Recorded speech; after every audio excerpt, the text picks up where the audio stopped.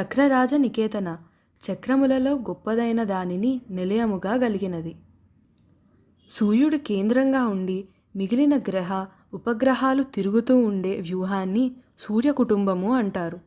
ఈ వ్యూహం కూడా చక్రభ్రమణ లక్షణం కలది కాబట్టి దీనిని చక్రంతో పోల్చవచ్చు. ఇటువంటి అనేక చక్రభ్రమణములు గల సూర్య కుటుంబాలను ఒక చక్రంగా ఊహిస్తే దాన్ని జగచ్చక్ర వ్యూహం అంటారు.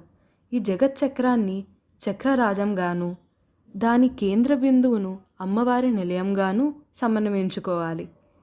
ప్రతి దేవతకు వేరువేరు యంత్రాలు, మంత్రాలు, తంత్రాలు ఉన్నాయి. యంత్రాలనే చక్రాలు అని కూడా అంటారు. దేవతపరమైన ఈ చక్రాలన్నిటిలో విశిష్టమైనది, అన్ని చక్రాలకు ఆధారమైనది శ్రీచక్రం. శ్రీచక్రాన్ని చక్రరాజము అంటారు. ఈ శ్రీచక్రములోని బిందువు వద్ద అమ్మవారు ఉంటుంది కాబట్టి చక్రరాజ నికేతన అనే పేరు అమ్మవారికి వచ్చింది.